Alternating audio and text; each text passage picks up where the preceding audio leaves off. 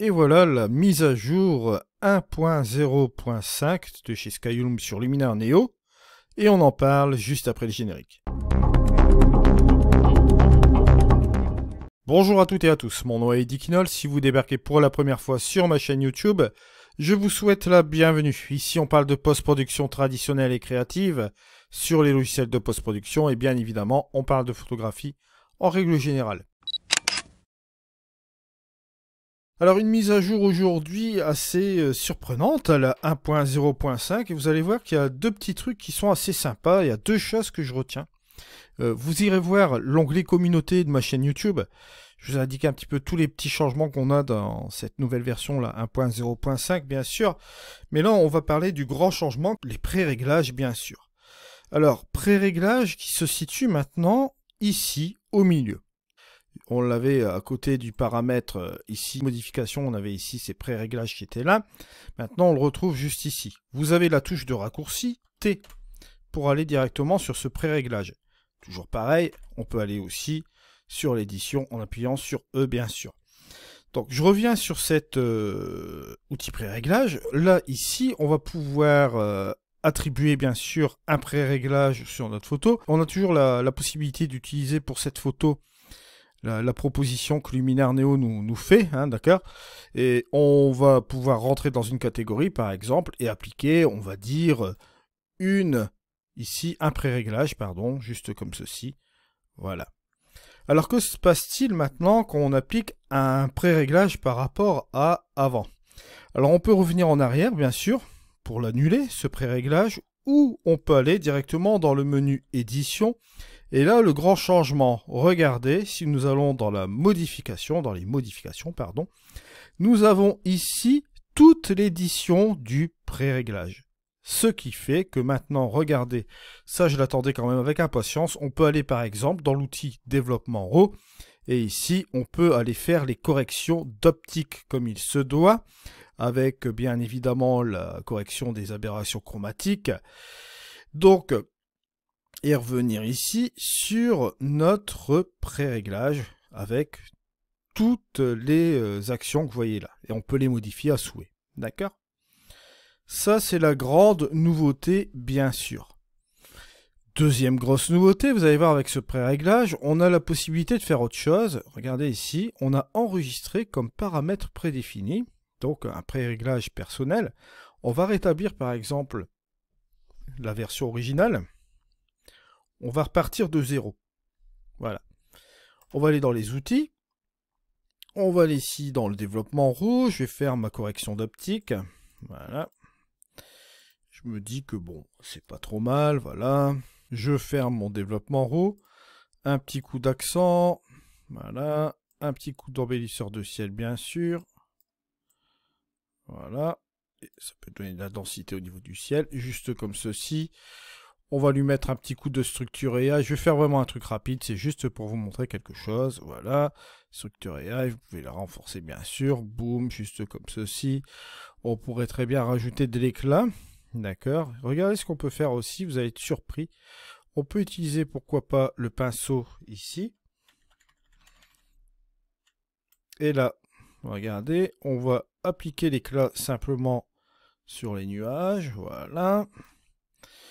Je suis tranquille avec ça. Je fais mon petit plus. Là, cette fois-ci, je vais non pas ajouter un calque identique. Je tiens à rajouter une petite fuite lumineuse. On va faire tout voir. Voilà. Je vais rajouter un truc comme ça pour faire une petite texture rapide comme ceci. Voilà. Et une fois que j'ai fait tout cela, regardez, je vais faire Action. Et je vais faire Enregistrer comme paramètre prédéfini, bien sûr. Et bien évidemment, ce sera dans la catégorie, comme vous vous doutez bien, pré-réglage. Donc je vais mettre Edit par exemple 01. J'appuie sur Entrée. Vous avez la possibilité de renommer, supprimer ou voir dans l'Explorer au niveau de votre paramètre prédéfini. Voilà, juste comme ceci. Ce qui fait que si j'utilise par exemple ce paramètre prédéfini ici, bon, je retournerai dans l'édition pour faire les corrections d'optique, mais là je ne le fais pas. Et que je reviens ici dans mes paramètres prédéfinis, quand je reprends le Edit 1, vous voyez ce qui se passe. Je vais aller dans mon menu édition. Là, on retrouve ce qui a été fait avec le calque, bien sûr. Et si vous allez dans les modifications, vous retrouvez bien évidemment ici l'éclat qui est appliqué avec le masque aussi également dans notre edit, bien sûr. Donc tout ce qui est masquage, tout ce qui est calque, vous voyez que là, on est vraiment très bien appuyé avec ce Luminar Neo. Il enregistre dans votre paramètre prédéfini, personnalisé bien sûr. Donc une bonne chose, bien évidemment, si vous retournez ici, vous allez voir, vous reprenez par exemple la brosse qui est juste là. Si je viens ici, vous allez voir, vous voyez que là, je refais encore mon brossage juste ici. Il m'a gardé le paramètre avec ce brossage-là. Donc, vous voyez, ça garde le masquage. Et c'est une avant-première. Donc, ces fameux paramètres prédéfinis vous permettent de garder vos réglages dans l'outil modification, vos calques, bien sûr. Bon, là, ici, j'ai utilisé une petite texture, mais on peut prendre autre chose. On pourrait même modifier le calque et faire quelques modifications dessus et l'appliquer aussi également à ce paramètre prédéfini. Tout sera enregistré dans celui-ci, bien sûr. Alors, on peut retourner dans ce pré-réglage.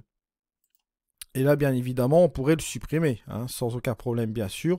On peut le renommer. On peut lui mettre un petit cœur aussi, si on aime bien ce paramètre prédéfini, bien sûr. Et vous pouvez voir ici, dans l'Explorer, ici, voilà, votre paramètre prédéfini, avec l'icône, la ressource, vous voyez, juste comme ceci. Et vous pouvez vous permettre de les échanger, par exemple, entre ordinateurs sans aucun problème. C'est le même principe que Luminar AI, en fait. Donc, vous voyez un petit peu ce qu'on peut faire avec ces paramètres prédéfinis. Autre chose, regardez. Et là, vous allez être content. On va aller dans le développement en haut. C'est un autre truc que je retiens aussi également. On va faire ces corrections-là, voilà, comme je l'ai fait tout à l'heure, bien sûr. On va corriger tout cela. Je ferme, bien sûr. Je ne vais pas perdre mon temps, bien évidemment. Hop, on va ici mettre l'accent. Développement, tiens, je vais baisser un peu mon curseur de haute lumière pour justement baisser toutes ces hautes lumières ici au niveau du nuage. Pourquoi pas, je vais faire cela. Bon, là, je vais vous montrer quelque chose assez rapide. Je vais aller dans l'ambiance et je vais aller sélectionner les luttes. Là, petit truc, vous allez remarquer ici que maintenant, on a les catégories qui sont mises ici. Nuances cinématiques, créatif, si vous allez là, regardez, traitement croisé, nuance de portrait, ça a été classé. Bon. Vous avez ici ajouté un fichier lutte personnalisé.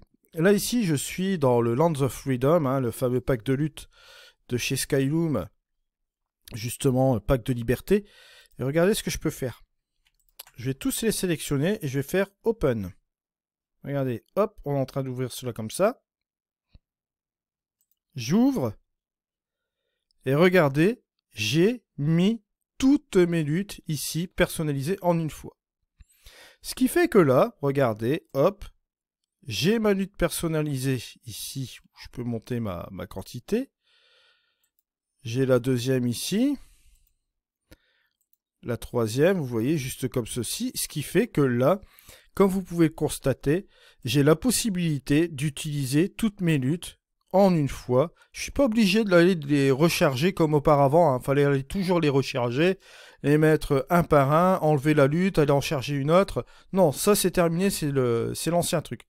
Vous pouvez aller sélectionner encore d'autres luttes personnalisées. Par exemple, mes noirs teintés Eddie Kinol. Voilà, on va les prendre tous d'un coup. Voilà, vous voyez, ça se charge. Il y a une petite barre qui indique que ça charge. Vous allez là, et regardez ce qui se passe ici. Vous avez mon noir teinté qui est juste là. Vous voyez, juste ici.